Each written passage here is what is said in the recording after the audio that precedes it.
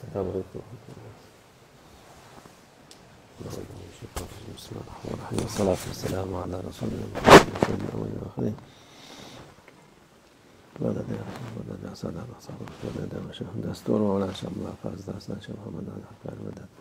Tarikatun as-suhba ve'l hayru fil cemiyye.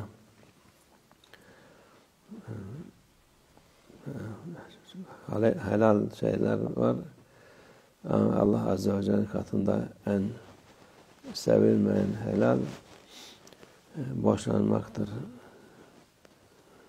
İnsan evli kalmak daha eftaldir diyor. Yani o da şeriatın verdiği izindir. Boşanmak İslam'da şeyler gibi değil. Öteki tahrif olan Hristiyanlıktır, Yahudiliktir. Hristiyanlıkta boşamak yok diyorlar. Sonra kendi kafalarına göre yaptılar ama normalde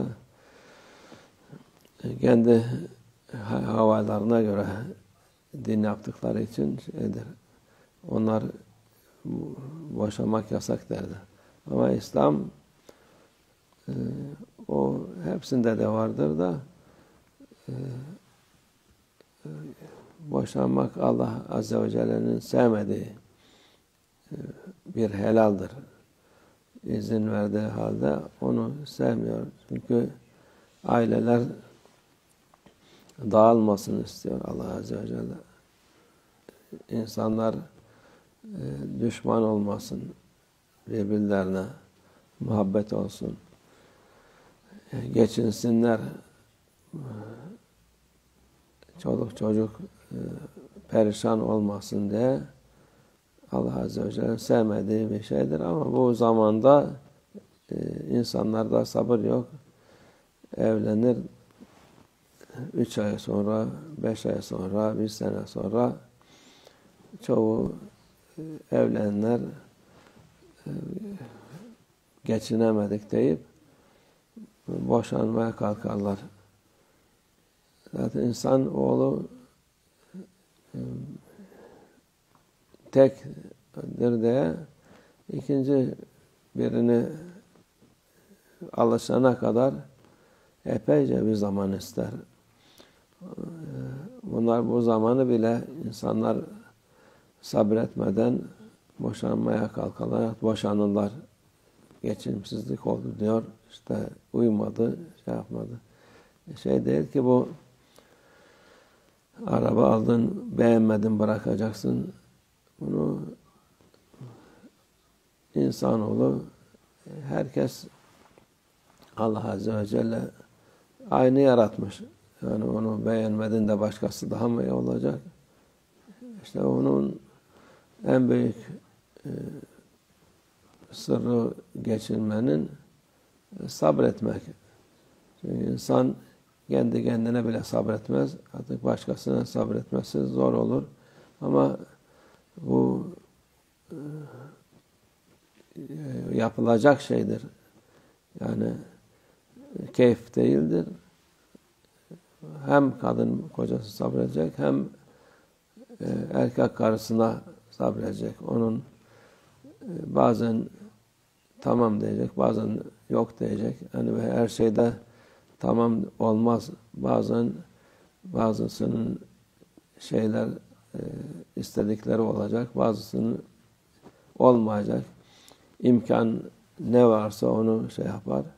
İmkanı olmadığı halde şunu isterim, bunu isterim diye birbirlerine tuttururlarsa o vakit işte sonuç boşanmak olur. Allah Azze ve Celle'nin sevmediği şey olur. Gençlerde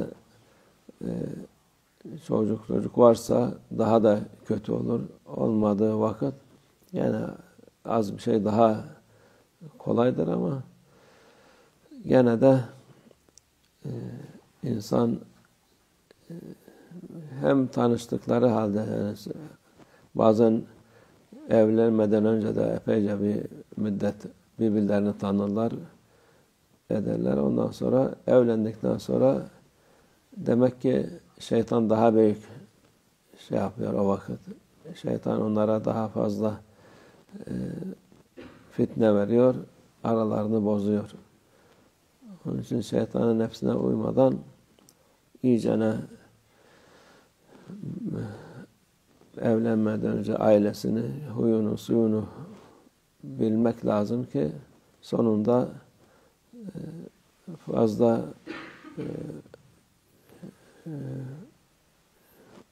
fazla kavga, kıyamet olmadan geçinip gitmesi için bu da mühimdir. Eskiden aileler tanırdı.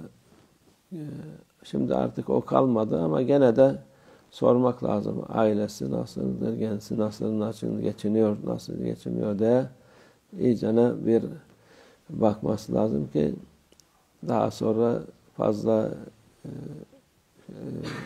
bilinmeyen şeyler çıkmasın diye. Bilmediği şeyler oluyor. Ondan dolayı da şey yapabiliyor. Boşanma oluyor. Allah hayırlı geçimler versin diyoruz. Bu ahir zaman insanları çok daha değişik. Eski insanlar çok daha sabırlıydı. Çok daha geçimleri olurdu. Şimdikiler geçimsiz. Çok en ufak bir şeyde çoğu zaman bize gelen şikayetlerden şaşırıp kalırsın. Bir incir çekirdeğini doldurmayacak şikayetlerden dolayı birbirlerini bırakmışlar, ayrılmışlar. Allah hayırlı geçimler versin, Allah muhafaza etsin. Çünkü evlilik müessesesi mühimdir. İslam'da en mühim müessesedir. O toplumu, İslam toplumunu birbirine tutturan ailedir. Allah muhafaza etsin. Şeytan şerrinden, nefsin şerrinden muhafaza etsin inşallah. Hayırlı geçimler olsun hepinize inşallah. Ve minallah tevfik. El Fatiha.